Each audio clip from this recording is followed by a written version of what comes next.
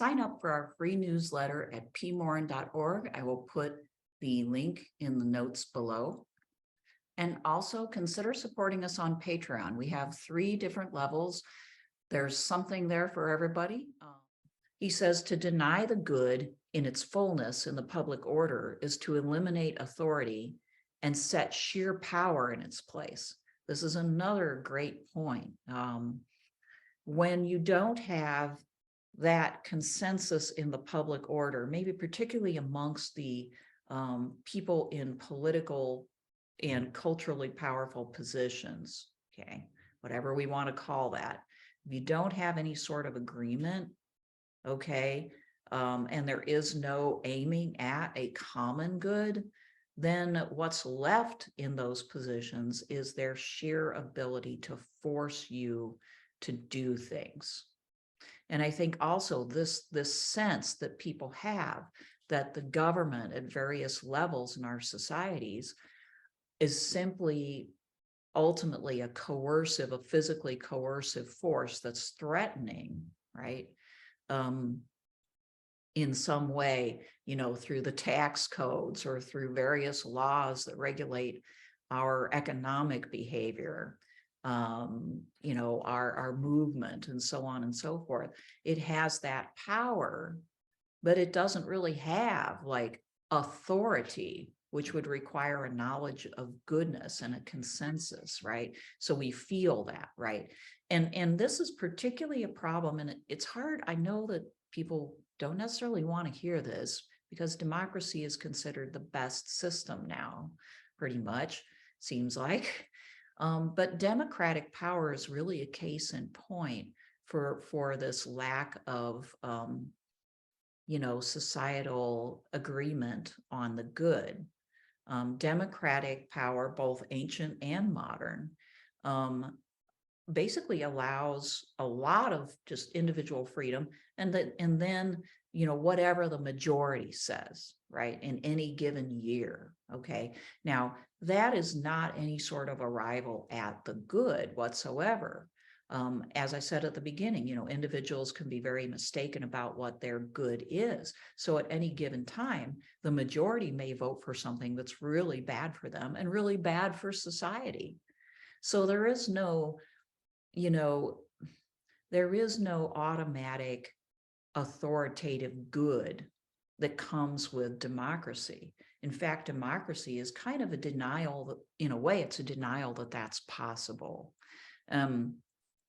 So what we have in democracies is often the majority gets to decide on incredibly important moral issues, whether that's, for instance, the death penalty, or what the policy should be on abortion or birth control, or warfare, right? Whether we should kill people, literally. All of these things get regulated by the majority will, sometimes directly, but often indirectly through whom we vote for.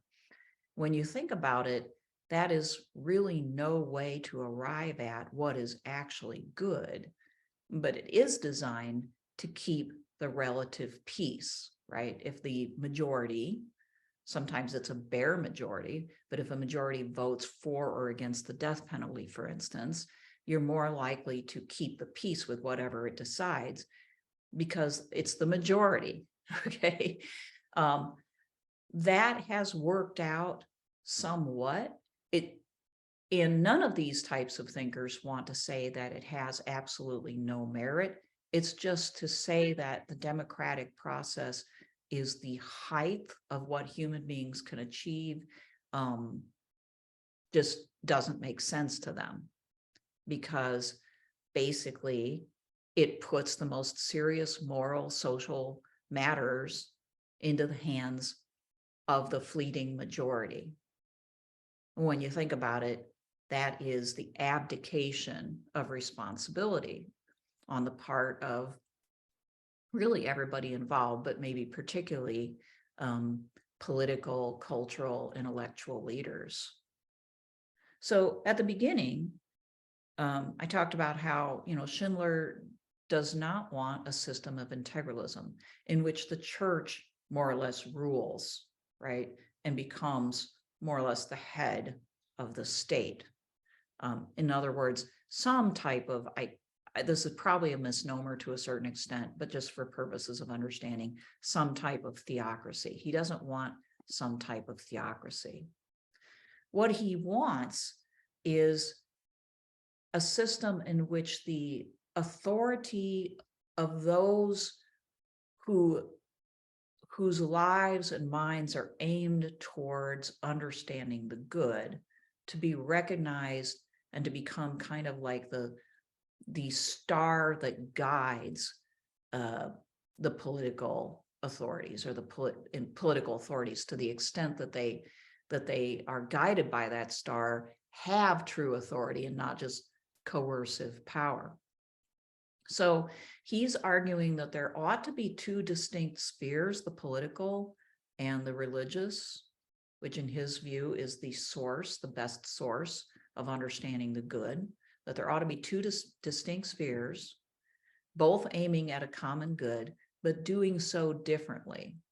With one, the church, having more of a fuller grasp on authority and informing through not coercive means, but through agreement, the political sphere.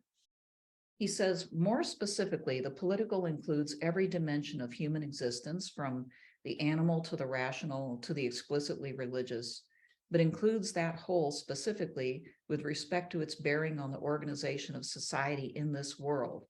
Obviously, the strictly spiritual dimension of human life is immediately relevant to existence in this world, as serious human beings have always recognized. It's more immediately relevant even than the so-called material necessities of life. In this regard, the temporal ruling power is especially charged with the spiritual dimension of the common good, and so with the religious existence of the polis. This is nevertheless fundamentally different from saying that the defining end of the political order as such is the salvation of souls. So I mean, I kind of take that to mean that, the political sphere would be subordinate to the church's authority to the extent that those in the political sphere were adherents to the church, okay, which obviously is problematic in a practical sense, okay, but still, and that the church would have no juridical authority outside of spiritual domains, but that the church, would have that juridical authority and even the use of a sort of coercive force in its own realm. Now, before we start thinking pitchforks and bonfires, I think he's talking about things like excommunication. Like if you're a member of the church and you refuse to repent from some horrendous grave sin, and the church excommunicates you, that would be within its juridical authority. So at any rate, the church would not have any of that outside of those spiritual concerns. Authority would not be then reduced to power, right? The use of coercive force, but would be based upon societal recognition of the authority that suffuses from the church through the political to the citizens, okay? He says only this formulation addresses human nature because human nature, he says, is essentially spiritual. And therefore, a political order that doesn't address the soul nature of human beings, however you want to conceive that, but our inner integrity and, the good that we aim at, any order that doesn't address that is not properly human, okay? A good political order needs to help people flourish in their full humanity. Now, he does address the fact that we're living in different times where this type of political order seems way less conceivable, right? He says in the past, this was natural.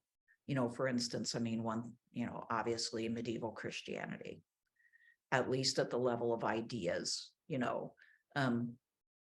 and for a lot of people, the assumption being that the church did have that moral authority and that their political leaders were within the church and generally agreed with it. I mean, in practice, there was a lot of like conflicts too, as well. Like I would argue there were conflicts all along the way through the medieval era that ultimately led to, the modern turn. Okay. But, I mean, you could say in any traditional society that there has been much more of a convergence and not a separation between spiritual leadership and whatever counted for political leadership. Okay. That the two were much more one, and this gave the political leaders this same authority. It led to more of it enforced or reinforced a type of societal consensus. Okay. And I really do think this is what ultimately it's aiming at. And that's what he means by the polis was a manifestation of religious views. Okay. Or what I mean by it, paraphrasing him. Okay. The polis was a manifestation of the religious views of the Greeks, for instance. But you could say this of Native American tribes. You could say this of any sort of traditional society. And prior to the modern turn, this was still the case in Europe to a great extent. Now, obviously, our religious agreement has been shattered. The Protestant Reformation and the printing press guaranteed endless religious fracturing. And now we have, the globalized information age, the internet. I mean, it is like the printing press on steroids, doubled, squared. And then America, the country that he seems to be aiming at here, was founded as a Protestant, if anything, a Protestant agglomeration, right? And even that, not really, as he himself would admit, it wasn't really a Christian founding even. It was a liberal founding, but primarily done by shades of Protestant, okay? And it was founded on some idea of separation. People argue about, well, exactly what it means. Did separate, but was it really, complete separation? But surely we can agree that the American founding, I mean, the First Amendment enshrines religious freedom, right? And so the state cannot dictate to people, which way to worship or if to worship at all. Okay, we studied a Jefferson quote last time that basically amounted to, it doesn't matter to me what anybody believes. Okay, that was kind of like the guiding principle there. So Schindler really swimming upstream, in this type of environment to hope that we could arrive at societal consensus about the good. Okay, and even more so that we might arrive at societal consensus or something like that regarding the good being of Catholic origin, right? So I tend to think, I more than tend to think that like I argued last time in a way, like we do have to account for what has transpired in this process, not just historically, but within our very souls and mentalities. And what has transpired has now become a part of our history.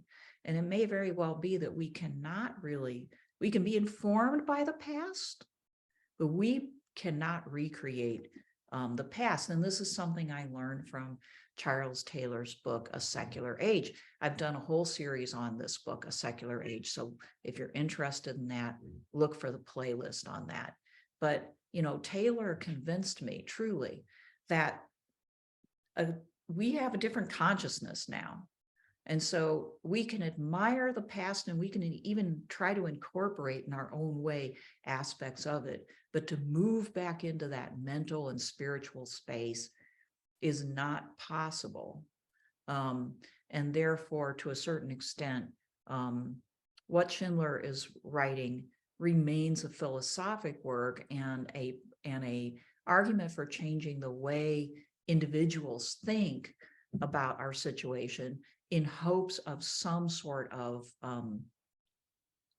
movement, societal, cultural, political movement in that direction.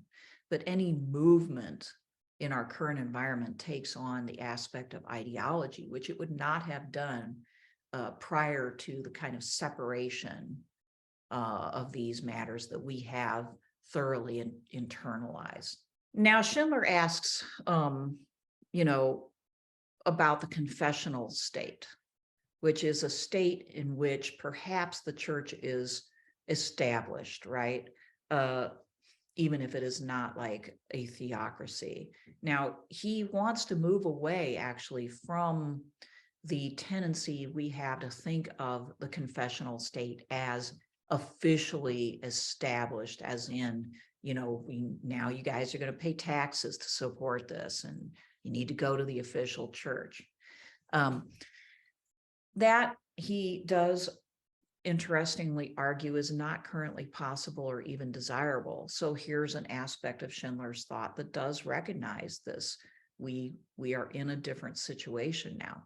But on the other hand, he argues there never has been a non-confessional state, in the sense that every state promotes a set of values, whether it wants to admit that or not.